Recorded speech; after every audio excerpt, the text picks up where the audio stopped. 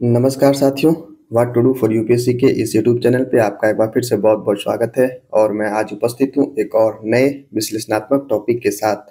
और आज का जो टॉपिक है वो भारतीय अर्थव्यवस्था से जोड़कर आप देख सकते हैं। टॉपिक का नाम है India will be the power house of fintech companies या फिनटेक सेक्टर।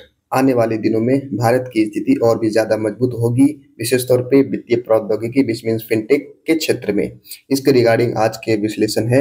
और इस विश्लेषण को जिस प्रश्न के माध्यम से आगे बढ़ाया जाएगा वो प्रश्न कुछ इस प्रकार से है कि भारत में फिनटेक विकास के प्रमुख चालक क्या हैं और फिनटेक क्षेत्र से जुड़े प्रमुख मुद्दे, प्रमुख चुनौतियां आदि आदि, इन सब चीज़ों को हम लोग देखने का प्रयास करेंगे। फिनटेक से संबंधित जो भी चीज़ें हैं, जो भी इसके इतिहास है, चीज़ों को आगे बढ़े उसको समझने का प्रयास करें। इससे पहले एक छोटा सा शब्द जिसे मैं बार बार फिनटेक फिनटेक यूज कर रहा है, इसका मतलब क्या है। तो फिनटेक का दरअसल अगर आप इसका वो देखेंगे abbreviation which means short form है फाइनेंशियल टेक्नोलॉजी, मतलब FIN that means financial, TECH मतलब टेक्नोलॉजी, यानी कि फाइनेंशियल टेक्नोलॉजी को ही छोटा सा करके फिनटेक कर दिया गया, जिसको हिंदी में हम लोग दरअसल वित्तीय प्रौद्योगिकी कहते हैं। तो financial technology which means fintech, I mean वित्तीय प्रौद्योगिकी है क्या। तो वित्तीय प्रौद्योगिकी को कई मतलब क्लिष्ट शब्दों से, भारी भरकम शब्दों से परिभाषित किया गया था, लेकिन आप सिर्फ ये समझें कि वित्तीय सेवाओं को सफलतापूर्वक, कुशलतापूर्वक संचालित करने हेतु जिस तकनीक की प्रयोग होती है, जिस भी टेक्नोलॉजी का प्रयोग होगा, उसे हम फाइनेंशियल टेक्नोलॉजी कहेंगे, फिनटेक कंपनी या फिनटेक सेक्टर या फिर फिनटेक कहेंगे। तो ये रही छोटी सी परिभाषा जिसे आमतौर पे आपको समझ आना चाहिए, जानना चाहिए, ताकि आने वाले दिनों में काफ़ी बार ये फिनटेक फिनटेक यूज होगा तो आपकी मन मस्तिष्क में एक इमेजिनेशन बन पाए कि मैं किसके बारे में बात कर रहा हूँ। चलिए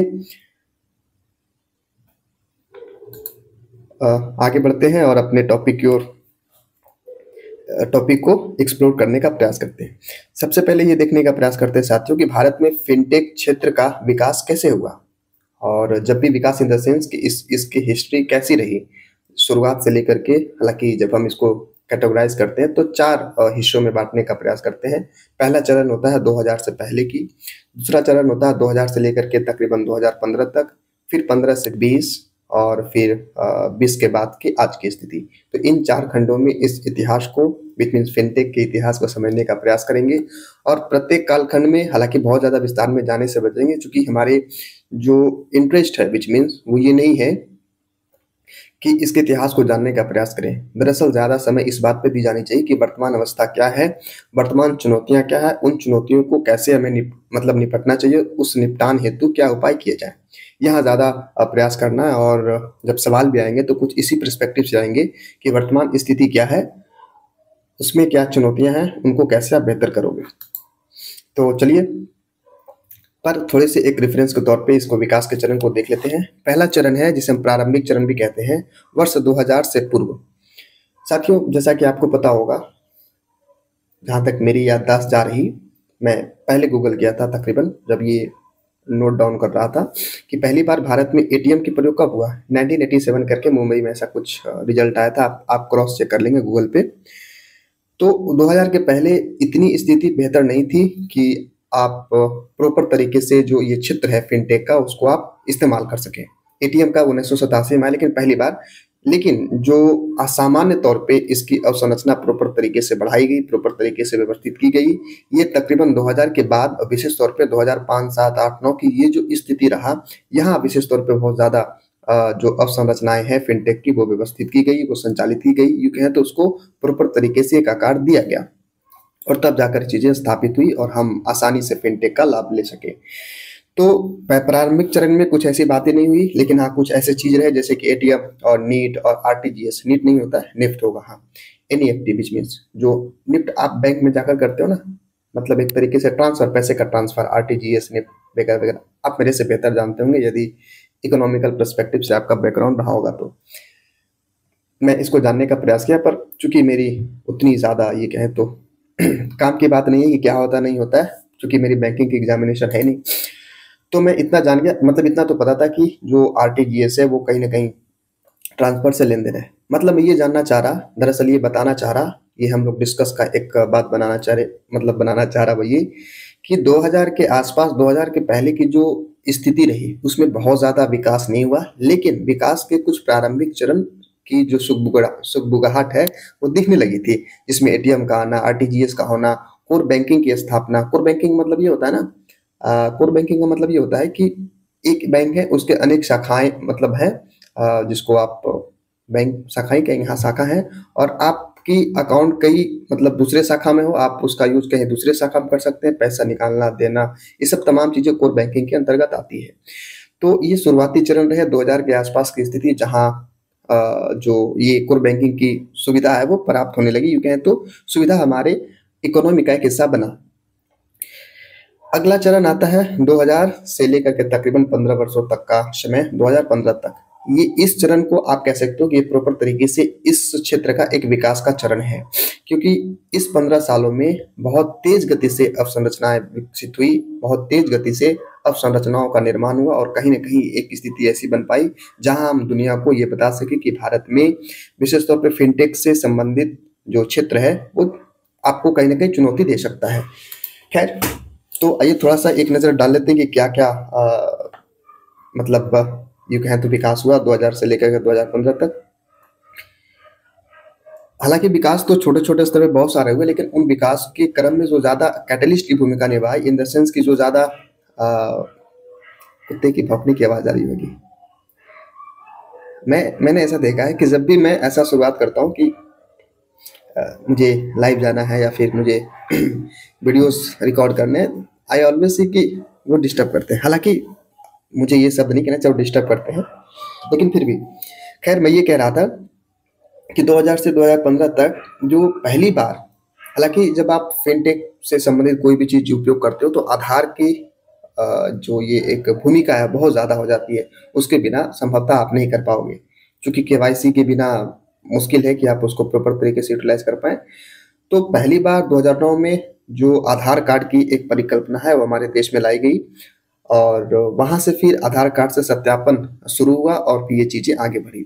2013 में आते-आते पहली बार एक फिनटेक कंपनी की तरफ से बहुत बड़ी शुरुआत होने वाली थी, पेटीएम का आगमन होता है। अगर आप प्रादुर्भाव शब्द यूज़ करें तब भी गलत नहीं होगा। 2013 में पेटीएम की स्थापना होती है। पेटीएम हमारे इकोनॉमी का एक अभिन्न हिस्सा बनता है। एक फिनटेक सेक्टर के तौर पे तो 2009 में आधार कार्ड का आना, फिर तकरीबन 2013 में पहली बार पेटीएम का आना, ये एक शुरुआती क्रम है जहां विकास हो रहा है फिनटेक कंपनी का एक बहुत बड़े स्वरूप लेने के लिए। दूसरी बात कही जा रही है कि 2000 से लेकर के 2015 के बीच, विशेष तौर पे 2014 में जब पहली बार बीच में प्रधानमंत्री नरेंद्र मोदी अब पीएम बने, तो वहां जनधन योजना करके एक योजना चली थी जिसमें फ्री अकाउंट, जीरो बैलेंस जिसको कहते हैं ना, जीरो बैलेंस अकाउंट खोला गया था। और आज जब मैं डेटा देख रहा था कितने अकाउंट खोले, तो 2025 जनवरी तक तकरीबन 55 करोड़ के आसपास जो अकाउंट्स है वो खोले जा चुके हैं। 55 करोड़, विच इज मतलब इसको हम सभी इसलिए सिर्फ डेटा के तौर पे देख रहे हैं क्योंकि बहुत ज़्यादा इसकी उपयोगिता पता नहीं है, पर आगे चल के अभी विश्लेषण में आएगा कि इसकी कितनी बड़ी भूमिका रही इस सेक्टर को प्रॉपर तरीके से आगे बढ़ाने में। खैर, तो 2000 से लेकर के 2015 तक में पहली बात क्या हुई, आधार कार्ड का आना, जिससे सत्यापन आसान हो गया। दूसरी बात ये एक रहा, क्या मैंने कहा था, पेटीएम का आना, और फिर जनधन योजना के माध्यम से अकाउंट खुलना। ये थे दूसरे चरण में जो इतनी चीजें हुई। आखिरी चरण 2016 से लेकर के 2020 तक 4 साल को ले सकते हैं, जिसमें एक बहुत बड़ा योगदान कहीं ना कहीं मोनेटाइजेशन का हुआ। डिमोनेटाइजेशन मीन्स सॉरी, जो मुद्रा का वो चेंज होना ना, मतलब जो भी नोट वगैरह चेंज हुए थे, जिसको हम लोग क्या कहते हैं, डिमोनेटाइजेशन का हिंदी, खैर मैं भूल गया, विमुद्रीकरण। खैर जो भी हो, मैं इसका शुद्ध हिंदी भूल रहा, दरअसल कोई नहीं। तो डिमोनेटाइजेशन होने से कई चीजें जो है स्वतः स्वीकार्यता की ओर बढ़ी। पहली बात क्या कि जो लोग मैनुअली चीजों को हस्तांतरित करते, पैसों का लेन देन करते थे, वो विवश हो गए पेटीएम को यूज करने पे, क्योंकि पेटीएम को तकरीबन 5 साल 6 साल हो चुके थे उस वक्त तक, 6 और 1 7 साल हो गए होंगे ना, क्योंकि 2009 में पहली बार पेटीएम आया था, मतलब उसकी जो भी चीज़ें थी स्थापित हुई थी। तो विगत जो 5-7 सालों में पेटीएम अपना एक स्थान बना चुका था। तो 16 में डिमोनेटाइजेशन होने के बाद चीज़ें और ज़्यादा मतलब उसके माकूल हो गई, मतलब उसके अनुरूप हो गया कि वो मतलब एनी हाउ वो यूज़ करें। इसी बीच 2016 में ही बहुत से ऐसे नए-नए स्टार्टअप उभर कर आते हैं, हमारे अ, अर्थव्यवस्था का हिस्सा बनते हैं, जिसमें निखिल कामत की जो ज़ीरोधा कंपनी है। निखिल कामत सुना होगा आपने, जो हाल ही में प्रधानमंत्री जी का उन्होंने पहला पॉडकास्ट किया था। तो जिनका ज़ीरोधा के फाउंडर उनको माना जाता है। तो ज़ीरोधा हो गया, फ़ोनपे हो गया और एक और पॉलिसी बाज़ार डॉट कॉम करके जो स्टार्टअप्स थे आए। मतलब ये कि 2016 से लेकर के 2020 में फिनटेक कंपनीज़ के क्षेत्र में, व्हिच मीन्स फिनटेक सेक्टर के क्षेत्र में बहुत सारे स्टार्टअप हुए। और उन स्टार्टअप्स में हालाँकि जब मैं डेटा देख रहा था, डेटा शायद मैंने नोट नहीं किया पर मुझे ध्यान में है, वो ये बातें ये रही थी कि हमारे देश में जो फिनटेक है ना, उसमें स्टार्टअप किस मतलब फिनटेक से संबंधित जो ऐप्स है, दरअसल अगर हम ये कहें तो 2500 से ज़्यादा है तकरीबन। मतलब जैसे फ़ोनपे, पेटीएम, गूगल पे, अमेज़न पे, जियो पे वगैरह-वगैरह होते हैं ना, उस तरीके से 2500 ऐसे कंपनीज़ हैं। तो ये बातें थी और भारत में सबसे ज़्यादा नहीं, दूसरा है। इस क्षेत्र में स्टार्टअप को मतलब इस क्षेत्र में क्या कह सकते हैं आप, फिनटेक कंपनीज़ की संख्या अमेरिका के बाद दूसरा भारत में है। और ये बात बताई जा रही है, जो उम्मीद लगाया जा रहा है, कयास लगाया जा रहा है कि आने वाले दिनों में जिस तरीके से भारतीय अर्थव्यवस्था में उनकी उपयोगिता और उनके नवाचार की स्थिति प्रॉपर तरीके से बढ़ती जा रही, कुछ एक वर्षों में ही अमेरिका को भी पीछे कर देंगे। ये खुशखबरी की बात है। बहरहाल मैं ये बात कर रहा कि 2000 हाँ, वही 16 से लेकर के 20 तक 4 साल में किन-किन क्षेत्रों में विकास हुआ। तो पहली बात तो ये कि 2016 में डिमोनेटाइजेशन होता है और वहाँ से चीज़ें लोग एक बात मैं दरअसल कई दफ़ा कह चुका हूँ, मैं एक बार ये मेरी अपनी आप कह सकते हो असेसमेंट है, वो ये है कि कोई भी किसी भी प्रकार की अगर विपदा आती है ना, तो वहाँ से एक चीज़ स्वाभाविक तौर पे, विपदा तो मैं नहीं कहूँगा उसको, चूँकि इकोनॉमिकल पर्सपेक्टिव से कई ऐसे सकारात्मक चीज़ भी हुई, कई ऐसे नकारात्मक चीज़ भी हुई। लेकिन पॉलिटिकली इसे बहुत ज़्यादा इन किन प्रकार से प्रस्तुत किया गया, उस पे जाने की आवश्यकता नहीं है। मैं ये बताना चाह रहा कि कोई ऐसे जब ड्रामेटिकल शिफ्टिंग होती है ना आपकी इकोनॉमी में, तो बहुत सी चीज़ें गलत तो होती है, बहुत सी चीज़ें सही भी होती है। और सही का एक एग्ज़ाम्पल मैं कुछ देर बाद 2020 के बाद की जो स्थिति रही उसमें बात करूँगा।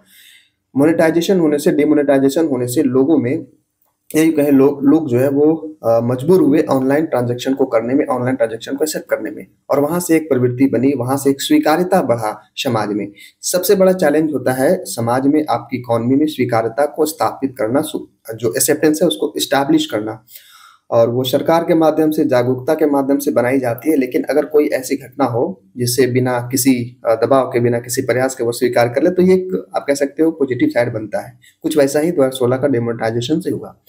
उसी बीच जैसा कि मैंने आपको बताया है कि ज़ीरोधा हो गया, फ़ोनपे का भी आगमन 2016 के में ही हुआ और पॉलिसी बाज़ार डॉट कॉम करके, हालाँकि बहुत सारे स्टार्टअप हुए, उनमें से ये सब प्रमुख हैं, जो वित्तीय संस्थान को आगे बढ़ाने में मदद कर रहे हैं। आज भी उनकी एक बहुत बड़ी भूमिका है। फ़ोनपे, गूगल पे और एक पेटीएम की जो भी यूपीआई का जो 3 कंपनीज़ हैं, दरअसल आगे आप देखेंगे डेटा को, जितनी भी ट्रांज़ैक्शन होती है, जितने भी लेन-देन, वित्तीय लेन-देन हमारी इकोनॉमी में होती है, 96% 96% इन्हीं 3 जो है जैसे कि क्या कह सकते हैं, ऐप के माध्यम से होता है, गूगल पे, फ़ोनपे, पेटीएम। तो हालाँकि ये एक नेगेटिव पक्ष भी है कहीं न कहीं, चूँकि इससे मोनोपोली बाज़ार में क्रिएट होता है और जब तक कॉम्पिटिशन नहीं होगा, ग्राहक के पक्ष में बात नहीं होगी। बहरहाल, तो ये दूसरा चरण था 2016 से लेकर के 2020 तक, इनफैक्ट तीसरा चरण था। आखिरी चरण अगर हम ये कहें कि 2020 से लेकर के अब तक, वर्तमान तक, इसमें क्या विकास के कार्य हुए?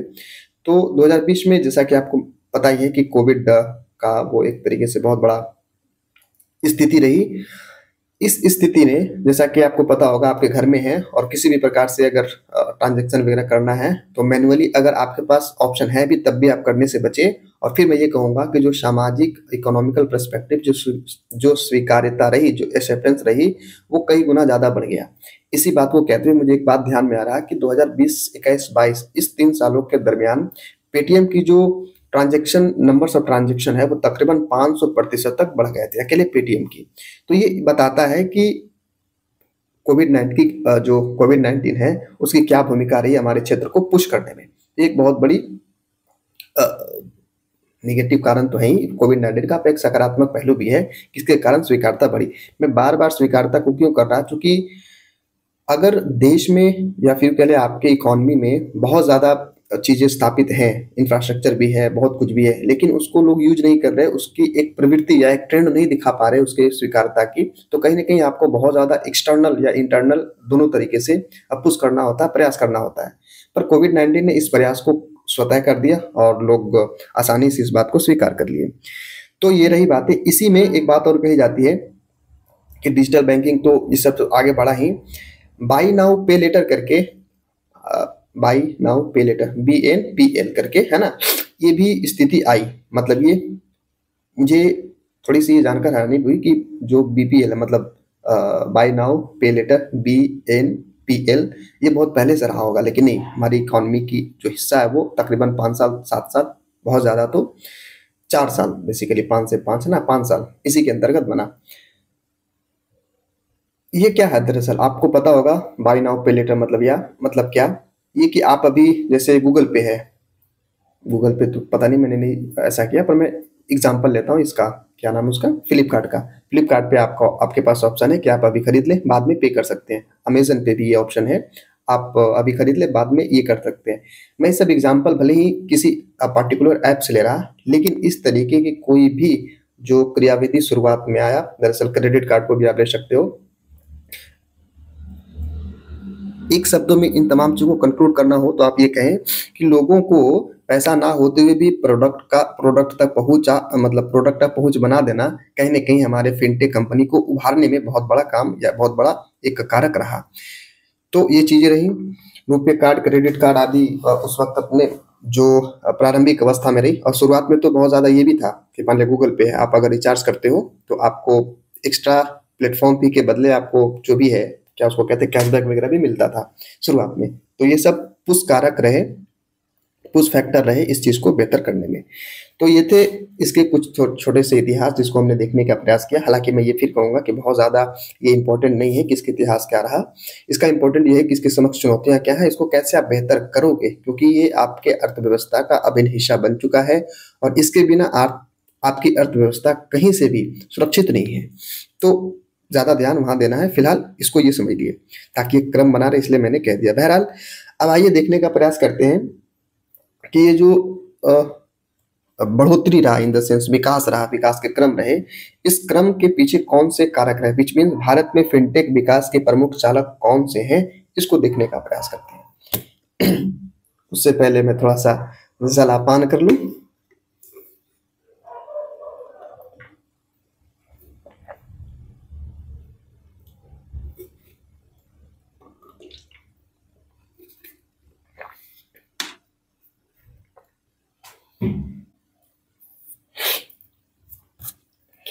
चलिए, भारत में फिनटेक विकास के प्रमुख चालक कौन से रहे उसको देखने का प्रयास करते हैं।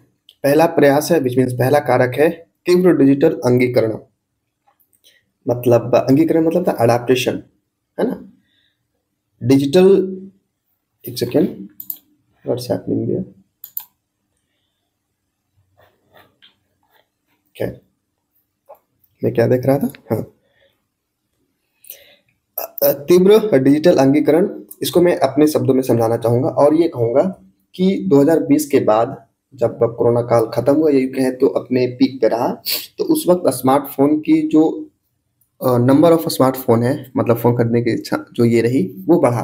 मतलब ये कि लोगों के पास ज़्यादा से ज़्यादा स्मार्टफोन आए, और स्मार्टफोन आने के बाद एक चीज़ जो ज़्यादा प्रभावित करा वो ये कि सस्ते स्मार्टफोन आए। मतलब ये कि स्मार्टफोन मिल जाना इज द अदर थिंग, सस्ते पे मिलना इज द अदर थिंग। क्यों मैं कह रहा, क्योंकि अगर सस्ते पे मिलेगा तो स्वाभाविक तौर पे जो एक आधार है उस फोन का, जो बायर्स है वो ज़्यादा से ज़्यादा होंगे। दूसरी बात इसमें कही जा रही है कि कहीं ना कहीं थोड़ी बहुत सुगबुगाहट जो है 5G की भी हो गई थी, तेज इंटरनेट की हो गई थी, 4G अपने चरम सीमा पे था। और एक और बात इसमें कही जाती है कि किफ़ायती इंटरनेट, सस्ता फ़ोन ने जो नए ट्रेंड्स थे बाजार के वो सेट किए। ट्रेंड्स क्या, ऑनलाइन खरीदारी, ऑनलाइन चीज़ों का वो करना, खरीदारी करना दरअसल। तो ऑनलाइन खरीदारी को बहुत ज़्यादा उस वक़्त की जो माहौल रही अर्थव्यवस्था का वो सेट किया और कहीं न कहीं एक कारण बना इस चीज़ को आगे बढ़ाने में, इस चीज़ को पुश करने में, एक कैटलिस्ट के तौर पे ये चीज़ें जो कालखंड था वो निभाया एक तरीके से। डेटा के अनुसार समझने का प्रयास करें। साथियों, जैसा कि मैंने कई बार इस बात को ज़िक्र कर चुका हूँ कि हमारे देश में तकरीबन 800 मिलियन के आसपास फ़ोन यूज़र हैं। माफ़ कीजिएगा, इंटरनेट उपयोग करता है। फ़ोन यूज़र तकरीबन, मैंने डेटा देखा नहीं, मैं गेस करने से बचूँगा। आप देख सकते हैं गूगल पे जाकर कहीं भी। मैं ये कहना चाह रहा कि हमारे देश में अभी तकरीबन 800 मिलियन व्हिच मीन्स 80 करोड़ के आसपास नेट उपयोगकर्ता व्हिच मीन्स इंटरनेट यूज़र हैं। और ये 2 से 4 सालों में 850 मिलियन होने के आसार है। मतलब ये कि 5 करोड़ और जो इंटरनेट उपयोगकर्ता है वो बढ़ेंगे। तो ये भी एक, अभी हालाँकि मैं ये डेटा बता रहा, लेकिन आगे इसके और उज्ज्वल भविष्य है। 5 करोड़ और जुड़ेंगे तो जो भी इंटरनेट के माध्यम से चीज़ें संचालित हो रही है और प्रॉपर तरीके से आगे बढ़ेंगी। खैर, ये तो डेटा रही। अब कही जा रही, मतलब पहला बात दरअसल हम ये देख रहे हैं साथियों कि भारत में जो फिनटेक विकास हुआ उसके पीछे का क्या कारक रहे। कारक में पहला कारक देखा कि तीव्र डिजिटल का एडॉप्शन, जो डिजिटल इंफ्रास्ट्रक्चर बना, उसके बाद की जो स्थिति रही स्वीकार्यता का, एडॉप्शन का, अनुकूलन का, वो तेज गति से हुआ और ये एक कारण बना चीज़ों को आगे बढ़ाने में, विशेष तौर पे फिनटेक सेक्टर को आगे बढ़ाने में। दूसरा कारण है सरकारी पहल और विनियामक समर्थन। इसी बीच चूंकि तेज गति से चीज़ें ये हो रही थी और डिजिटल इंडिया जो योजना है भारत सरकार के माध्यम से, वो इसी वक्त आता है। एक बात ये भी मैं कहूँगा कि दुनिया में कोई भी देश हो, कोई भी इकोनॉमी हो, कोई भी सेक्टर हो, वो तभी प्रॉपर तरीके से आगे बढ़ पाएगा जब वहाँ की गवर्नमेंट उसको कहीं न कहीं सपोर्ट करेगी। आज अमेरिका, सिंगापुर, यूएई लोग क्यों जाना चाहते हैं बिज़नेस पर्सपेक्टिव से? क्योंकि वहाँ का माहौल बहुत माकूल है उस बिज़नेस के लिए। क्योंकि जैसा कि अभी हाल ही में ट्रम्प सरकार ने ये बातें कही कि मैं अपने देश के जो नागरिक हैं, उनकी जो इनकम पे लगना वाला, मतलब इनकम टैक्स है दरअसल जो है, उसको मैं शून्य कर दूँगा या फिर बहुत कम कर दूँगा। तो हालाँकि इनकम टैक्स तो वहाँ के निवासी को मिलेंगे, मुझे एग्जांपल मैं यहाँ क्यों लिया, बहरहाल। लेकिन सिंगापुर है, यूएई है, जहाँ बहुत कम टैक्स लगते हैं, है ना, आपके जो भी बिजनेस के ऊपर, आई मीन जो भी आपके कॉर्पोरेट के ऊपर या इनकम कह लें, इनकम के ऊपर कोई भी टैक्स नहीं लगते बहुत कम लगते हैं। बहरहाल इसलिए लोग जाना चाह रहे हैं। मैं ये कहना चाह रहा, एग्जाम्पल के सहारे ये समझने का प्रयास कर रहे साथियों कि कोई भी सेक्टर तभी प्रॉपर तरीके से आगे बढ़ पाएगा, कोई भी जो स्थिति है तभी बेहतर हो पाएगा जब वहाँ की सरकार जो है उसको समर्थन करे। और इस क्षेत्र को समर्थन करने के लिए भारत ने, जैसा कि मैंने आपको बताया कि डिजिटल इंडिया कार्यक्रम लाया, जिसमें ये बात सन्निहित थी, ये बात इंक्लूडेड था कि भारत में जो ये व्यवस्थाएं हैं, जो वित्तीय संस्थान हैं या फिर कह फिनटेक की जो सेक्टर है, इसको प्रॉपर तरीके से आगे बढ़ाना है और इसके लिए जो भी सरकार की तरफ से प्रयास करने की आवश्यकता पड़ेगी वो करेंगे। कैसे कैसे प्रयास कर सकते, मतलब सरकार कैसे कैसे मदद कर सकती है इन लोगों को, आई मीन इस सेक्टर को। तो पहली बात तो ये है कि जो रूल रेगुलेशन है उसको आप उनके अनुकूल करें। दूसरी बात, जो ईज ऑफ डूइंग बिजनेस है उसको स्थापित करने का प्रयास करेंगे। तीसरी बात, अगर आप कहना चाहें तो जहां मौका मिलेगा उनको अपना वो करने का, उनको स्पेस दें, उनको किसी भी प्रकार से, हालांकि ईज ऑफ डूइंग बिजनेस का ही एक हिस्सा होगा, लेकिन फिर भी मैं ये अलग से बता दूं, आई मीन आप चाहें तो बता सकते हैं, वो ये कि जहां भी उनको मौका मिले, जिस भी क्षेत्र में उनको अपनी जो भी स्थिति है, अगर प्रॉपर तरीके से स्थापना करने का, मतलब ये कि अभी मान लीजिए फोन पे है ना, अभी XYZ बैंक के साथ जुड़ा है, वो चाहता है कि नहीं मैं एक और किसी भी प्रकार की इसमें सर्विसेज को ऐड करना चाहता हूँ, तो सरकार से अनुमति लेनी पड़ती है। तो उस प्रकार की अनुमति तुरंत या फिर त्वरित मतलब गति से मिले, ऐसे में क्षेत्र जो है विकास करेगा। बहरहाल तो ये थे डिजिटल इंडिया के सपोर्ट के माध्यम से चीजें आगे बढ़ा। दूसरी बात इसमें ही कही जा रही थी, यही वो समय था साथियों जब जीरो अकाउंट वाला जो प्रधानमंत्री नरेंद्र मोदी की तरफ से जो इनिशिएटिव लिया गया था, जन धन आधार सेवा या जन धन आधार खाता ऐसे करके जो खोले गए थे ना, जो मैंने आपको बताया कि 55 करोड़ के आसपास खोले गए। इसमें एक खुशखबरी की बात यह है, आई मीन सकारात्मक चीजें, पॉजिटिव बात यह है कि तकरीबन 55% जो है और जो जन धन खाता खोले गए, इसमें 55% महिलाओं के खाता थे। और इस खाता खोलने के अभी डिजिटल इंडिया का दौर चल रहा था, इसके पहले अनेक जो फिनटेक कंपनीज थे वो भी स्थापित हो चुके थे। अब उनको चाहिए था ग्राहक, तो ग्राहक कैसे मिलेगा? ग्राहक तभी मिलेगा जब आपके पास अकाउंट हो। मैं हालाँकि शुरुआत में जहाँ तक मुझे ध्यान में मेरे पास अकाउंट नहीं थे, तब भी मैं पेटीएम पहली बार यूज़ किया था। हाँ, पेटीएम मैं यूज़ कर सकता था और किया भी था दरअसल।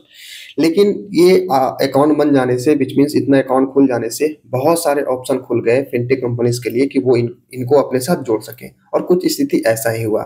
चूँकि भारत सरकार की तरफ से ये भी चीज़ें कही गई थी कि जो भी योजनाएँ हैं, उन योजनाओं को मैं डीबीटी के माध्यम से आप तक जो भी लाभ है वो पहुँचा पाऊँगा।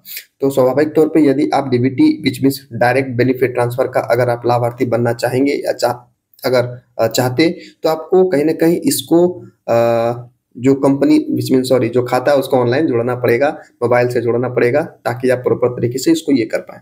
तो ये तमाम छोटे-छोटे प्रयास ने मिल कर के एक्युमुलेट होकर के एक बहुत बड़े उत्प्रेरक का काम किया, जिसका प्रतिफल हमारी जो फिनटेक कंपनीज़ रही, फिनटेक सेक्टर रहा, अपना चरम सीमा छू सका। तो दूसरा प्रयास हमने देख लिया कि सरकार की तरफ से विनियामक समर्थन। दूसरी इनफैक्ट तीसरी बातें कही जा रही यूपीआई क्रांति और भुगतान नवाचार। यूपीआई क्रांति महज भारत में नहीं है साथियों, मतलब इसका प्रभाव। हालाँकि जब मैं परसों मतलब पिछले लाइव सेशन में जब मैं ये कह रहा था फ्रांस और भारत के बीच के संबंध में, जहाँ ये बात कही जा रही कि जो भारत है वो फ्रांस के साथ यूपीआई से जो भी जुड़ी संस्थागत चीज़ें हैं उसको साझा करेगा, और लेन-देन फ्रांस और ये भारत के साथ हो सके, भागीदार, साझेदार जो भी कह लें, बनाने का प्रयास किया जा रहा है। हालाँकि इससे पहले 2 और देशों ने ऐसा कर चुका है, एक सिंगापुर है और दूसरा यूएई है, और ये फ्रांस तीसरा देश हो जाएगा। तो 3 ऐसे देश हैं जो साझेदार बने हैं हमारे यूपीआई का। तो ये भी बात कही जा रही है कि यूपीआई जिस तरीके से अपने चरम सीमा को छू गया था तात्कालिक तौर में, वो भी एक बहुत बड़ा कारक रहा, बहुत बड़ा एक उत्प्रेरक का कारण कह सकते हैं, उत्प्रेरक रहा, जिससे जो फिनटेक कंपनीज़ है वो आगे बढ़ पाई, फिनटेक सेक्टर है वो आगे बढ़ पाई। तो ये थे। अब एक और बात कही जा रही है साथियों, दरअसल हम लोग ये देख रहे हैं ना कि प्रमुख चालक क्या है जिसके माध्यम से भारत की फिनटेक जो कंपनी है, कंपनी मैं कह दे रहा हूँ, फिनटेक जो क्षेत्र है वो आगे कैसे बढ़ा। 5वां कारक है ब्लॉकचेन और सीबीडीसी। सीबीडीसी के बारे में मैं प्रॉपर तरीके से एक सेशन में लिया हूँ, जिसमें ये मैं कहा गया, मतलब मेरे द्वारा या फिर कहें तो जो भी टॉपिक थी उस विश्लेषण में बताई गई थी कि हालिया में आरबीआई ने सीबीडीसी का मतलब एक ये कह सकते योजना लाई है, विच मीन्स आपका सीबीडीसी मतलब क्या? Central bank digital c for currency, हाँ, CBDC central bank digital currency. तो आरबीआई भी एक ऐसी करेंसी लाने जा रही है जो भारत में डिजिटली होगी। हालांकि ये भी आप कह सकते हो सैंडबॉक्स सेक्टर में, विच मीन्स अभी प्रायोगिक अवस्था में है, अल्टीमेटली अभी डिसीजन लेना बाकी है। तो वही कहा जा रहा है कि सीबीडीसी विच मीन्स किसी भी प्रकार की जो ये थी डिजिटल करेंसी, उसका आना भी एक तरीके का उत्प्रेरक माना जा सकता है। आप ये सवाल कर सकते हैं साथियों कि जो डिजिटल ये करेंसी है वो किस तरीके से चीज़ों को आगे बढ़ाती है। तो सबसे ज़्यादा फायदा या यूँ कह लें सबसे जो प्रमुख लाभ एज अ ग्राहक या फिर एज अ जो भी आप कह लें कंट्री मिलती है, वो ये कि इसमें सुरक्षा अत्यधिक होती है और पारदर्शिता बनी रहती है इसमें सीबीडीसी में, है ना, मतलब ई रुपीस तो खैर ये हो गया, मतलब ई करेंसी में। दूसरी बात कही जा रही है कि ब्लॉकचेन का इंट्रोड्यूस होना भी एक तरीके से उत्प्रेरक का काम कर सकता है, क्योंकि ब्लॉकचेन जिस आधारित पे, हालांकि ब्लॉकचेन एक तकनीक है दरअसल, है ना, क्रिप्टो करेंसी उसका एक प्रतिपाद है, उत्पाद है आप कह सकते हो। तो ब्लॉकचेन तकनीक का आना, चूंकि ई रुपया या कुछ कोई भी आता है जो कहीं ना कहीं अगर ब्लॉकचेन पर आधारित हो, हालांकि मैं ये बात कहता हूँ ब्लॉकचेन पर आधारित ई रुपीस को बना पाना या फिर ई करेंसी को बना पाना बहुत बहुत ज़्यादा खर्चीला होता है। ब्लॉकचेन तकनीक आपस में खुद में एक बहुत जटिल प्रक्रिया है। तो खैर हम लोगों को ये समझना है दरअसल कि ब्लॉकचेन और सीबीडीसी यानी कि ई रुपीस ने ई करेंसी के आने से भी कहीं ना कहीं ये चीज़ें आगे बढ़ी। और एक एग्जाम्पल नहीं, मतलब एक डेटा मेरे ध्यान में था उस वक्त तकरीबन कि ई रुपया के यानी कि यदि मैं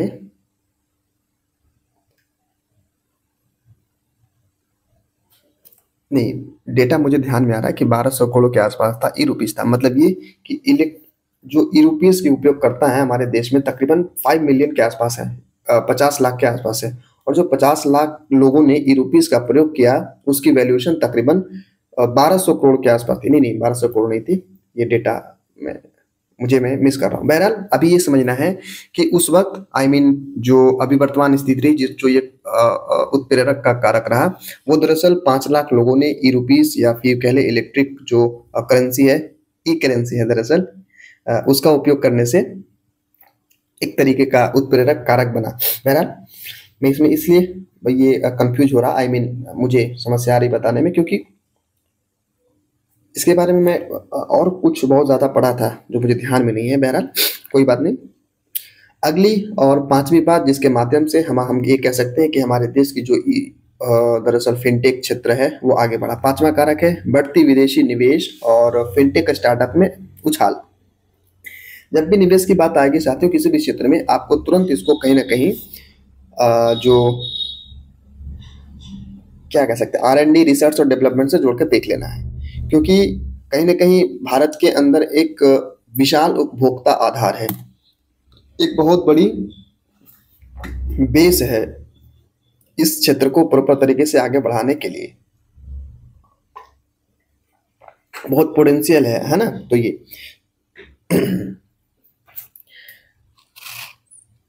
खैर, मैं कह रहा था बढ़ती विदेशी निवेश और फिनटेक स्टार्टअप में उछाल के कारण हमारी जो ये क्षेत्र है वो बढ़ा।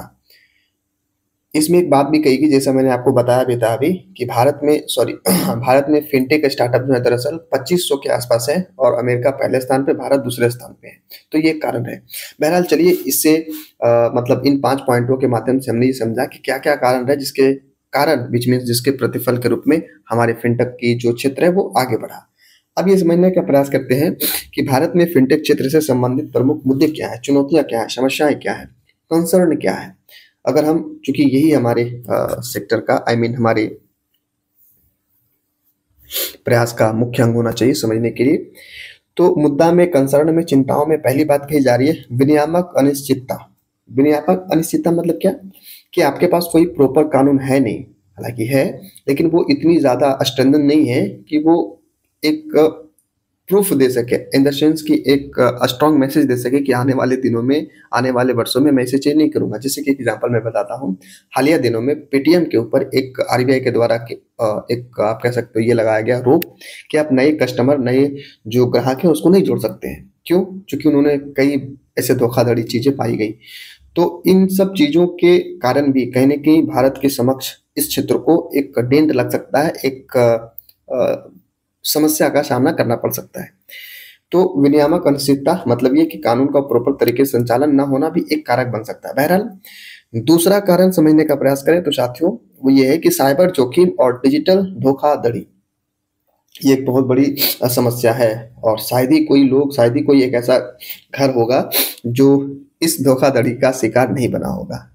संयोग से या ये कह ले दुर्भाग्य से हम सभी इसका शिकार बने। बहरहाल अगर इसको कुछ डेटा के साथ समझना चाहें कि क्या चुनौती है, तो 2023 में एक बातें कही गई थी साथियों। एक एक बार इसी तरीके से बैठे रहने में ना जो स्पाइनल कोड है आपका वो दर्द देने लगता है। बहरहाल मैं साइबर जोखिम की बात कर रहा था, तो 2023 में एक डेटा निकल कर आया था दरअसल, कि अकेले 2023 में दरअसल 65% तक की जो धोखाधड़ी की मामला है वो बढ़ा था। तो ये एक बहुत बड़ी चिंता है, विशेष तौर पे जब आप अपने देश के अर्थव्यवस्था इन्हीं के हाथों में है, और वही अगर सुरक्षित ना हो तो स्वाभाविक तौर पे कभी भी आपकी इकोनॉमी क्रैश तो नहीं कहेंगे, पर हाँ एक बहुत बड़ी संकट से घिर सकती है। दूसरी बात इसमें ये कही जा रही कि जो धोखाधड़ी के मामले हुए उसमें तकरीबन 40% अकेले यूपीआई के द्वारा हुआ है ना। चूंकि यूपीआई के को एक्सेस करना आसान होता है, और ज़्यादा से ज़्यादा जो लोग हैं यूपीआई को यूज में लाते हैं, टारगेट करते हैं यूज के लिए। तो जो बैड टीम है, विच मीन्स जो साइबर अपराधी है, वो कहीं ना कहीं इन्हीं लोगों को भी ये करेंगे। तो ये बातें थी। और एक बात ये भी कहा गया कि 2023 में जो एक आंकड़ा आया था कि 65% बढ़ा, और जो कैपिटलाइजेशन विच मीन्स धोखाधड़ी के मामले में जो कितने पैसों की धोखाधड़ी हुई, तो तकरीबन 1200 करोड़ रुपए का जो मामला है वो उभर कर आया था। तो ये सब समस्याएं हैं। और एक और नई समस्या है, आप जोड़कर देख सकते हैं, विगत दिनों में ये चर्चा में भी रहा है, डिजिटल अरेस्ट, है ना। तो ये भी एक बहुत बड़ी समस्या है। डिजिटल अरेस्ट में थोड़ा सा बता दूं, एग्जाम्पल से ही बताता हूँ। जैसे आपको आपके पापा या फिर जो भी आपके पेरेंट्स हैं, जिनको उनको लगता है कि हाँ, अगर मैं उनको बताऊंगा तो उनसे कुछ पैसे लिए जा सकते हैं, उनके पास फोन करेंगे और कहेंगे कि भाई साहब, आपका लड़का है जो यहाँ पकड़ा गया शराब पीकर गाड़ी से, ये जो भी चीजें हैं बहाना वो भी लगाएगा इसलिए निकल गया, क्योंकि ये मुंबई का एक घटना था, मैं उसे देखा और वहीं से मैं एग्जाम्पल उठाने का प्रयास करो, तो आएगा वहां का लैंग्वेज का प्रभाव है। बहरहाल, तो फिर वो कॉल करेगा, फिर पैसे की मांग करेगी। तो ये सब तमाम चीजें, जो तमाम प्रकरण है, वो डिजिटल अरेस्ट के अंतर्गत आते हैं। तो ये भी एक बहुत बड़ी चुनौती है हमारे सिस्टम में, विशेष तौर पे आर्थिक व्यवस्था के क्षेत्र में। तीसरी चुनौती की बात करें हमारे देश में फिनटेक क्षेत्र से संबंधित हो सकता है, वो है डिजिटल और शोषणकारी नीतियां।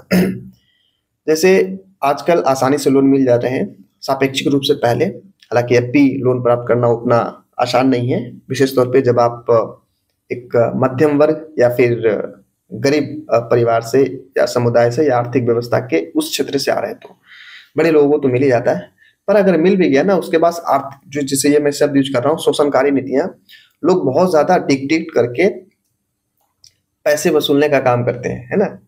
तो ये एक बहुत बड़ी, हालांकि ये बात कहते हुए मुझे ये ध्यान में आ रहा कि सुप्रीम कोर्ट का साफ साफ निर्देश है कि आप किसी भी प्रकार के उत्पीड़न, किसी भी प्रकार के अनैतिक वसूली नहीं कर सकते लोगों से, अपने कस्टमर से। जो भी चीजें हैं आप प्रशासन को ये करें, इत्तला कराएं, आई मीन इन्फॉर्म दें। प्रशासन जो भी जुडिशियल प्रोसेस है वो तमाम चीजों को देखेगी और फिर कोर्ट इसको सजा देगा, क्या देना है क्या नहीं देना है। सख्त निर्देश है सुप्रीम कोर्ट का। तो डिजिटल ऋण और शोषणकारी नीतियां, उच्च ब्याज दर वाली समस्याएं, जैसा कि मैंने आपको बताया ही कि ये भी एक बहुत बड़ी समस्या है। जब तक आप अपने इकोनॉमी के अंतर्गत जो ऋण की व्यवस्था उसका प्रॉपर तरीके से सस्ती और डाइवर्सिफाई नहीं करेंगे, यकीन मानिए आपका अर्थव्यवस्था आगे नहीं बढ़ पाएगा। और वो तो तब भी नहीं जब आप ये फिनटेक क्षेत्र की बात करें, क्योंकि ये सब तमाम चीजें बिना पैसे के हो ही नहीं सकते। तो ये बातें रही समस्याएं के तौर पे।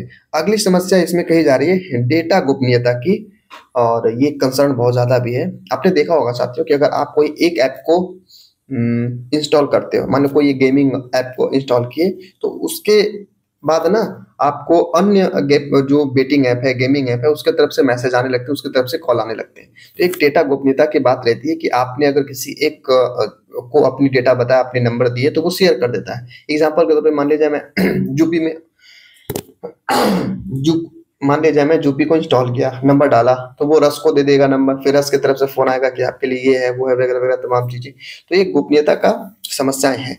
इसमें एक और बातें कही जा रही है, जो सुप्रीम कोर्ट के तरफ से भी कहा गया है कि जो हालांकि जो डिजिटल व्यक्तिगत डेटा प्रोटेक्शन अधिनियम 2023 है, उसमें भी इस बात की पुख्ता तो नहीं कह सकते, बट हाँ, कहीं ना कहीं थोड़ा सा सेंस है, वो ये कि आपके अनुमति के बिना आपके किसी भी प्रकार के डेटा को दूसरे से साझा करना ये सही नहीं है। और अगर ऐसा कोई कंपनी, विशेषतौर फिनटेक कंपनी अगर पाई जाती है ऐसा करते हुए, तो उसके ऊपर जुर्माना लगाया जा सकता है। ऐसी बातें आरबीआई की तरफ से क्या कहते हैं, सुप्रीम कोर्ट की तरफ से बातें कही गई हैं। तो डेटा गोपनीयता और सहमति संबंधित मुद्दे भी एक तरीके का चुनौती है हमारे क्षेत्र में, विशेष तौर पे फिनटेक क्षेत्र में। अगली बात कही जा रही है डिजिटल डिवाइड और वित्तीय समावेशिता का अंतराल। डिजिटल डिवाइड में काफी बार बता चुका हूं, एक बार फिर से मैं अगर बता दूं, तो डिजिटल डिवाइड मतलब ये कि एक वो धड़ा, एक वो समूह, एक वो ग्रुप जो डिजिटल से संबंधित संचालित जो भी चीजें उसको उपयोग कर रहे हैं, और दूसरा धड़ा जो नहीं कर पा रहा। ग्रामीण परिवेश में आज भी कई बार मैंने आपको बताया कि महज 67% ही हमारी जो जनसंख्या है वहां उन तक पहुंच है डिजिटल इंफ्रास्ट्रक्चर का, यूं कहें तो नेट का, इंटरनेट का। तो एक धड़ा जो नहीं कर रही यूज, एक धड़ा ये कर रहा, ये एक बहुत बड़ी चुनौती है हमारे सामने। और महज जैसे मैंने अभी आपको कहा कि तकरीबन 55 करोड़ खाता खोले गए।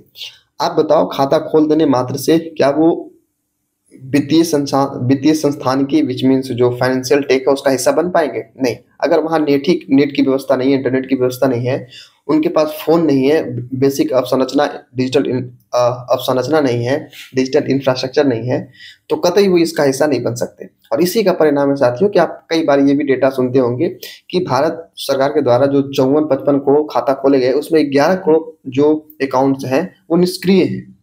वन ऑफ ऑल्सो मैं भी एक, जब मैं खोला था जीरो खाता वाला, वो भी निष्क्रिय है। क्यों? चूंकि बहुत पहले खुला था और उसकी जो भी जानकारियां रही मेरे पास फिलहाल नहीं थी। बहरहाल तो ये बातें कही जा रही कि डिजिटल डिवाइड के कारण जो 11 करोड़ की ये रहे। मैं डेटा मुझे भी नहीं ध्यान रहता है, चूंकि यहाँ लिखा है, मैं लिख कर लाया हूँ, तो ये बातें बता रहा हूँ। सिर्फ आप इन बातों को समझिए, इन डेटा के पीछे के लॉजिक को समझिए कि 11 करोड़ की जो संख्या बहुत बड़ी संख्या होती है दरअसल। तो हाँ, बहुत बड़ी संख्या होती है। अगर वो नहीं कहीं न कहीं सक्रिय रूप से भागीदार है, तो इसके पीछे के कई कारण हो सकते हैं, जिसमें एक कारण आपके डिजिटल इंफ्रास्ट्रक्चर का अव्यवस्थित होना है। तो चलिए, तो ये थे कुछ नेगेटिव बातें, विच मीन्स आप कह सकते हो चुनौती, कंसर्न। एक और बात इसमें जोड़कर आप देख सकते हो कि मोनोपोली बाजार, ये बहुत बड़ी, मतलब एज अ कस्टमर तो मैं कहूँगा सबसे ज़्यादा यही समस्या है। क्योंकि मोनोपोली है, तभी आप जैसे देखते हो ना, फोन पे आप रिचार्ज करो, गूगल पे रिचार्ज करो, तो 1 रुपया, 1.5 रुपया, 2 रुपया जो भी है वो ज़्यादा लेता है। ये क्यों ऐसा हो रहा? क्योंकि ये मोनोपोली है। ट्रायोपोली कह लो आप, 3 लोग हैं, गूगल पे, फोन पे, पेटीएम। इन तीनों के अलावा तो शायद ही आप यूज कर पाते होंगे। बहरहाल, तो मोनोपोली बाजार भी एक बहुत बड़ी चुनौती है, बहुत बड़ी समस्या है। सरकार को, हमारे तंत्र को, हमारे अर्थव्यवस्था में ऐसे और भी ऑप्शन, ऐसे और भी विकल्प को लाने की आवश्यकता है, जिसके माध्यम से कंपटीशन बढ़ाया जा सके। चूंकि अगर कंपटीशन नहीं है, तो जो एकाधिकार है वो ज्यादा तरीके से प्रभावी रहेगा। अगर ज्यादा से ज्यादा कंपटीशन है, ज्यादा से ज्यादा आप ये कह सकते हो आपकी इकोनॉमी में, अर्थव्यवस्था में ऑप्शन है, तो चीजें ग्राहक के पक्ष में जाएगी, चीजें उपभोक्ता के पक्ष में जाएगी। और इकोनॉमी किसी के पक्ष में जाए या ना जाए, आई मीन किसी के को ध्यान में रखते हुए संचालित की जाए नीति निर्माण या नहीं, लेकिन आपको उपभोक्ता को ज्यादा ध्यान में रखा जाता है। क्यों? चूंकि उपभोक्ता के माध्यम से ही आपकी अर्थव्यवस्था संचालित होती है, और अगर इनकी किसी भी प्रकार से ये अगर कंसर्न में आते हैं, तो आपकी अर्थव्यवस्था कंसर्न में आएगी। तो ये थे कुछ दरअसल चिंताएं, कंसर्न, जिसके माध्यम से हमने समझने का प्रयास किया कि क्या क्या चिंताएं हैं इस क्षेत्र में। आइए अब समझने का प्रयास करते हैं कि अगर भारत अपने फिनटेक क्षेत्र को विश्व स्तरीय बनाना चाहे, तो क्या क्या दरअसल कार्य कर सकता है, क्या क्या सुधार करने की गुंजाइश बनती है। It's happening in this way. Blink, हाँ सही हो गया, ब्लिंकिंग टाइप का होने लगा था।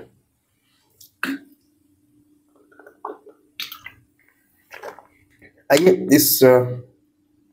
इस व्याख्यान के अंतिम कड़ी में हम लोग पहुंच चुके हैं, और अंतिम कड़ी है कि भारत अपने फिनटेक क्षेत्र को अगर विश्व स्तरीय बनाना चाहे, तो क्या प्रयास कर सकता है। पहले प्रयास की बात करें तो व्यापक विनियामक कार्य ढांचा की स्थापना। साथियों, जैसा कि आपको भी पता होगा,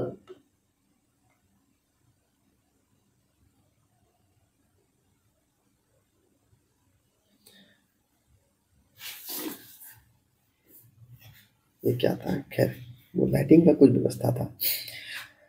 हाँ, ये कह रहे साथियों कि अगर ये फिनटेक कंपनी या फिनटेक क्षेत्र छोड़ दें, किसी भी क्षेत्र की बात करें, यदि आपको प्रॉपर तरीके से विश्व स्तरीय बनाना हो, तो सबसे पहले आपके पास एक फ्रेमवर्क होना चाहिए, है ना, एक कार्य ढांचा होना चाहिए, जिसके माध्यम से चीजें संचालित हो। एग्जाम्पल के तौर पे आप देख लेना, आप अपने घर में ही कोई एक ऐसे व्यक्ति होंगे, आपके परिवार के, आपके फैमिली के, जिनके होने मात्र से चीजें स्मूथली चलती है।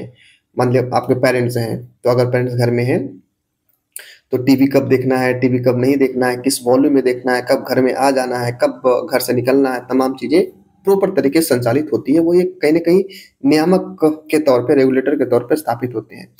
उसी प्रकार से कहे जा रहे हैं कि आपके अर्थव्यवस्था में जो भी ये एक क्षेत्र है, ये प्रॉपर तरीके से स्मूथली आगे चले, इसके लिए एक नियामक बॉडीज हो, अगर हो तो, या फिर ऐसा कोई कानून नियमावली हो जिसके माध्यम से चीजें मतलब स्मूथली आगे बढ़ सके। तो पहली बात, व्यापक विनियामक कार्य ढांचा की स्थापना की जाए। आपको ऐसा लग रहा होगा साथियों, या फिर मन में मेरे भी सवाल उठे थे कि अभी हम बात कर रहे हैं बनाने के, क्या हमारे देश में ऐसा विनियामक रेगुलेटर नहीं है जो फाइनेंशियल से संबंधित, या फिर जो ये सेक्टर है, फिनटेक सेक्टर है, इसको संचालित करने का उसके पास जिम्मेदारी हो? तो है साथियों, जैसे कि सेबी है, आरबीआई है, और फिर जो लेन देन को करता है उसको क्या कहते हैं, नेशनल पेमेंट कॉर्पोरेशन लिमिटेड, हाँ NPCL. RBI, SEBI, security exchange board of India और एनपीसीएल, ये तीन संस्थाएं हैं जो फिनटेक क्षेत्र में या फिनटेक क्षेत्र को एक तरीके से रेगुलेटर के तौर पे ये करते हैं। हालांकि आरबीआई तो सबके ऊपर है। तो ये चीजें रही। सेबी, सेबी क्या है, जो एक्सचेंज सिक्योरिटी एक्सचेंज बोर्ड, जो क्या कहते हैं उसको, सेंसेक्स वगैरह होता है ना, उसको प्रॉपर तरीके से संचालित करने का प्रयास करता है। बहरहाल, तो वही बातें कही जा रही है कि यदि आप प्रॉपर तरीके से विश्व स्तरीय स्थापित करना चाहते हैं तो इसी तरीके के और भी जो कार्य ढांचा है उसको स्थापित करने का प्रयास करना चाहिए, किया जाने का मतलब एक प्रस्ताव है, ऐसा होना चाहिए। ये बातें कही जा रही। एक बात और इसमें कंसर्न वाली बात मुझे आई, हालांकि इसमें पहले ही बताना चाहिए था, बट मैं ये कहता हूँ कि हमारे देश में जो आरबीआई हो, सेबी हो, एनपीसीएल है, इसके तीनों के अंतर्गत विशेष तौर पे सामंजस्यता की कमी है। तो अगर आप प्रॉपर तरीके से आगे बढ़ना चाहते हैं तो सबसे पहले जो कार्य ढांचा है उसको उसके अंतर्गत जो एक संबंध है, जो सामंजस्य है, उसको प्रॉपर तरीके से यानी कि व्यवस्थित तरीके से आप स्थापित करें, तभी चीजें व्यवस्थित हो पाएगी और स्मूथली आगे बढ़ पाएगी। तो ये थे पहली प्रयास जिसके माध्यम से हमने समझा। दूसरी बात कही जा रही है कि यदि आप अपने फिनटेक फिनटेक सेक्टर को आगे बढ़ाना चाहते हो, विश्व स्तरीय वर्ल्ड लेवल पे स्थापित करना चाहते हो, तो उसमें कहा जा रहा है डेटा संरक्षण और साइबर सुरक्षा। आप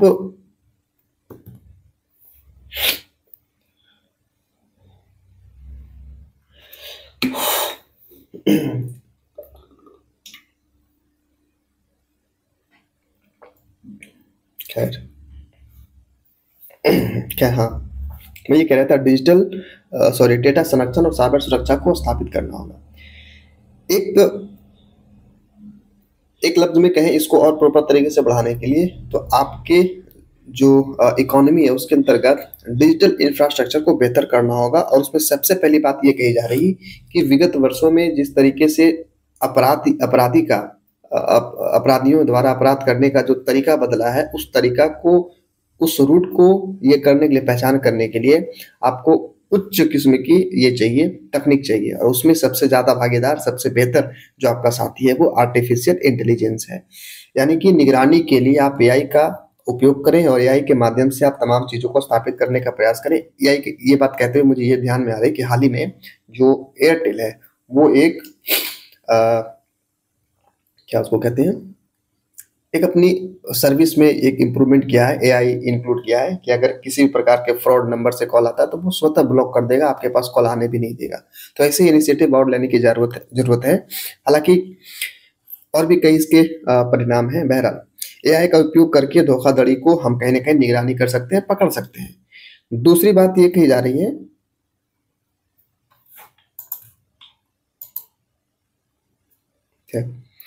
हाँ, दूसरा बात ये कहा जा रहा है, क्योंकि डेटा संरक्षण को मैंने पॉइंट में नोट किया था, वो ये कि हमारे देश में विशेष तौर पे वर्ल्ड लेवल के सापेक्ष कोई वैसा नियमावली नहीं है जिसको हम डेटा प्रोटेक्शन के आधार पर देख सकें। हालिया में 2023 में व्यक्तिगत डेटा प्रोटेक्शन एक्ट 2023 आया, जिसमें प्रत्यक्ष रूप से इस बात की गारंटी नहीं है कि आपके डेटा को किस हद तक प्रोटेक्ट किया जाएगा, किस हद तक गोपनीय रखा जाएगा। तो ये भी एक चुनौती का विषय है, आप कह सकते हो कंसर्न का एक मुद्दा बनकर आता है, और इसे भी सुधारने की आवश्यकता है। सबसे पहले क्या कि आपकी गोपनीयता को ये किया जाए। इन सब चीजों से बढ़कर एक और बड़ी बात इसमें ही कही जा रही, वो ये कि आपके इकोनॉमी में जो सुरक्षा है, जो साइबर सुरक्षा है, उस तकनीकी का प्रयोग दरअसल इंडिजिनस होना चाहिए, मतलब स्वावलंबी होना चाहिए इस चीज को प्रॉपर तरीके से टैकल करने में। हमारे पास इतनी तकनीक होनी चाहिए कि हम अपने अर्थव्यवस्था के अंतर्गत जो भी चीजें साइबर फ्रॉड के तौर पे हो रही है उसको हम टैकल कर पाए। इसलिए क्योंकि आपकी जिम्मेदारी है, और आप अपने इस जिम्मेदारी को, इस इतने सेंसिबल और वनरेबल सेक्टर को किसी दूसरे के हाथ में, होता है ना कई बार ऐसा कि हाँ मैं इसमें अक्षम हूँ, सक्षम नहीं हूँ प्रोटेक्शन करने में, बाहरी देश को आप ये करते हो, इंक्लूड करते हो। तो इसमें कहा जा रहा है कि स्वदेशी साइबर सुरक्षा को कहीं ना कहीं आपको आगे बढ़ाना होगा। और स्वदेशी साइबर सुरक्षा कब प्रॉपर तरीके से स्थापित हो पाएगा? जब आप इनको स्पेस देंगे। किस बात को स्पेस? जब आप इनके जो स्टार्टअप है, ज्यादा से ज्यादा स्टार्टअप को अनुमति देंगे, ज्यादा से ज्यादा स्टार्टअप की जो एक स्थिति है वो कर पाए, वो स्टार्टअप बना पाए, ऐसे प्रॉपर वातावरण बनाना पड़ेगा। तो स्टार्टअप प्रॉपर तरीके से, ये बात तो है ही। अब कही जा रही है ब्लॉकचेन तकनीकी का प्रयोग, मतलब ये ब्लॉकचेन तकनीकी महंगा है, ये बात पता है, बहुत ज्यादा पेचीदा है, ये बात भी पता है, बहुत ज्यादा हाई टेक्नोलॉजी इसमें लगता है, ये बात भी पता है, सुपर कंप्यूटर, पता नहीं क्या क्या चीजें होती है। हालांकि ब्लॉकचेन तकनीकी मेरी एक फेवरेट विषय रही थी जब मैं साइंस एंड टेक्नोलॉजी पढ़ा था। लेकिन फिलहाल चूंकि थोड़ी से सापेक्ष में बात करना है, तो ये बातें कहा जा रहा है कि आप अपने सुरक्षा को लेकर, आप अपने जो भी तमाम चीजें संचालित हो रही है उसमें कहीं ना कहीं ब्लॉकचेन को जरूर ऐड करें, क्योंकि इसको ब्रेक कर पाना, इसको ब्रीच कर पाना बहुत मुश्किल होता है। और अगर सरकार या फिर आपकी व्यवस्थाएं इसको स्थापित कर पाई, ब्लॉकचेन के माध्यम से चीजें सुदृढ़ कर पाई, तो यकीनन जो फ्रॉड है, साइबर फ्रॉड जिसको कहते हैं, साइबर अपराध, वो कम होगा, ना के बराबर होगा या बहुत कम होगा। तो ये बात करने की आवश्यकता है। अगली बात कही जा रही है कि क्षेत्रीय भाषाओं में फिनटेक कंपनी जो है उसको स्थापित करने की बात कही जा रही है, जिससे हम अंततः कह सकते हैं कि वित्तीय समावेशिता बढ़े।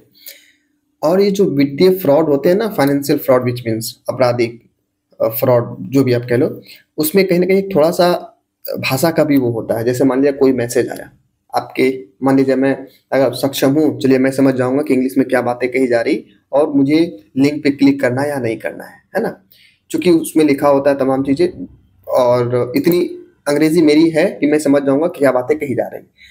जो इंग्लिश भाषा में उतने प्रवीण नहीं है, उतना ज्यादा फ्लुएंसी नहीं है, हालांकि फ्लुएंसी क्या, थोड़ी बेसिक इंग्लिश भी नहीं अगर है समझ पाना या जो भी आप कह लो, तो वो उसके शिकार बनते हैं। वही बातें कही जा रही है कि यदि आप इससे बचना चाहते हो तो एक उपाय, अनेक उपाय हैं, जिसमें एक उपाय ये भी हो सकता है कि जो भी फिनटेक कंपनीज है वित्तीय समावेशिता हेतु, वो जो लोकल लैंग्वेज है उसमें चीजें प्रोवाइड कराई जाए। जैसे मान लीजिए मलयालम है, हिंदी है, भोजपुरी है, बांग्ला है, ये सब भाषाओं में कहीं ना कहीं अगर आप अपने जो फिनटेक ऐप है, फोन पे है, ये सब तमाम चीजें अगर उसमें संचालित होती है, तो एक वित्तीय धोखाधड़ी का एक छोटा सा अंश आप कह सकते हो रोका जा सकता है। हालांकि बहुत बड़ा तो नहीं, लेकिन हाँ कहीं ना कहीं इस प्रयास के माध्यम से ये हो सकती है।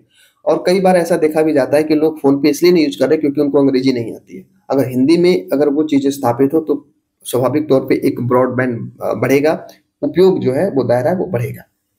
खैर, तो हाँ, वित्तीय समावेशिता की बात हो रही थी। और यदि हम इन सब चीज़ों को जो लोकल लैंग्वेज है उसमें अगर बताने का यूँ कहें, उसमें अगर चीज़ों को स्थापित करने का प्रयास करेंगे, तो सबसे बड़ा जो फ़ायदा होगा ना वो महिलाओं को होगा, जो एमएसएमईज़ में लगे हैं या जो एमएसएमई सेक्टर है उसको होगा। एक और बात कही जा रही है गिग वर्कर को भी होगा, क्योंकि जो एमएसएमईज़ है उसमें कम पढ़े लिखे या इलिटरेट तो नहीं कहूँगा, पर हाँ जो निरक्षर लोग हैं वो उसमें ज़्यादा संलग्न होते हैं। और अगर उनको ऐसा भी मतलब ऐसे भी लोग होंगे जिनको अंग्रेजी नहीं आती पर लोकल लैंग्वेज आता है, तो लोकल लैंग्वेज के माध्यम से अगर आप इस तरीके से स्थापित करोगे, तो एक तो ब्रॉडबैंड विच मीन्स एक जो उपयोग आधार है, उपयोगकर्ता का जो एक बेस है, आधार है, वो बढ़ेगा। दूसरी बात ये कही जा रही है कि वित्तीय समावेशिता भी प्रॉपर तरीके से सुदृढ़ होगी। एग्जाम्पल के तौर पे, हालांकि आज तो नहीं बट आज भी जो सुदूर गाँव है वहाँ आपको ऑनलाइन नहीं लिया जाता है, मतलब वैसी व्यवस्था नहीं है ना। तो वो व्यवस्था सुचारू रूप से चले, इसके लिए आपको लोकल लैंग्वेज में चीजें करना होगा। आखिरी बात कही जा रही है कि फिनटेक फंडिंग को सुदृढ़ करना होगा, जिससे कि एक शब्दों में आप कह लें कि R&D विच मीन्स रिसर्च और डेवलपमेंट हो सके। Not even this sector guys, sorry साथियों, फ्रेंड, फिनटेक सेक्टर नहीं, दुनिया का कोई भी सेक्टर, इकोनॉमी का कोई भी पक्ष हो, तब तक उसका दो पैर अगर मान ले तो एक पैर तो जो चीजें स्थापित है वहां होगी, दूसरी पैर हमेशा उसके R&D पर होनी चाहिए, ताकि प्रॉपर तरीके से बैलेंस होकर के आगे चल सके।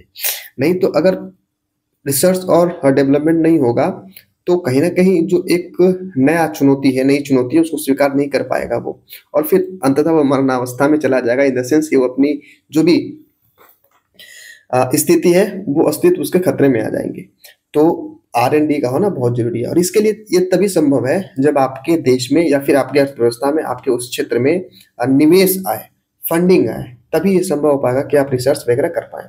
तो फंडिंग का आना, और ये मैं इसलिए कह रहा क्योंकि आप ये देख लो, हमारे देश में आज भी जो फिनटेक सेक्टर है, उसमें फंडिंग बहुत ज़्यादा नहीं है। हालाँकि ये जो क्या कह सकते हैं, स्कोप, पोटेंशियल बहुत ज़्यादा है, लेकिन सरकार बहुत ज़्यादा प्रत्यक्ष रूप से इसमें लोग ये मतलब वित्तीय मतलब फंड इसमें लाएँ, ऐसी जो उपाय है सरकार के द्वारा नहीं की जा रही, चूँकि वल्नरेबल सेक्शन है साथियों, है ना? इकोनॉमी का एक कोर है एक तरीके से आप कह सकते हो। अगर यहाँ ये संचालक है, ड्राइवर है, ड्रिवन करता है ये आपकी इकोनॉमी को। अगर यहाँ किसी भी प्रकार की उलटफेर हुई, तो फिर बहुत ज़्यादा ये होगा। इसलिए सोच-बूझकर सरकार ने ऐसा कहा कि आपको किन-किन क्षेत्रों में बहुत ज़्यादा वो करना है। लेकिन फिर भी जो छोटे लेवल पे जो स्टार्टअप्स हैं, उसको प्रमोट करने किए जाने की आवश्यकता है, ताकि आप इंडिजिनस तौर पे, स्वावलंबी तौर पे इस चीज़ को, आई मीन इस व्यवस्था को और मजबूत कर सकें।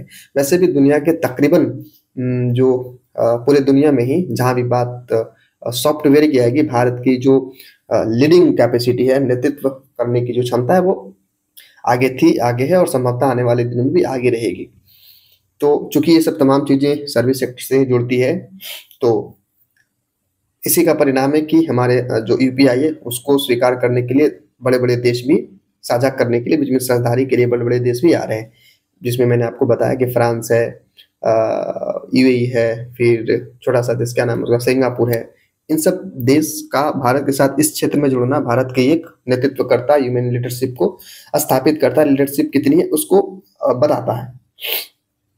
बहरहाल, तो ये रहे आज के विषय। मुझे उम्मीद है आप इस सेशन से ज़रूर लाभान्वित हुए होंगे।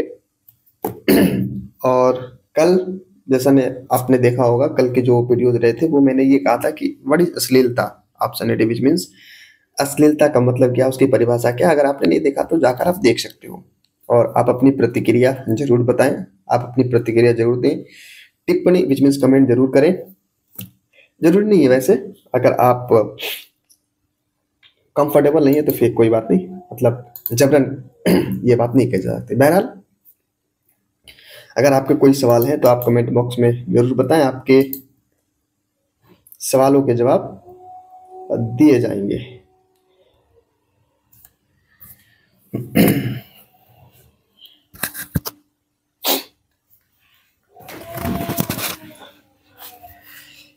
I am getting pain in my backbone. अभी बैठना बहुत ज़्यादा देर हो रहा है, तकरीबन 14 घंटे, 13 घंटे, 12 घंटे।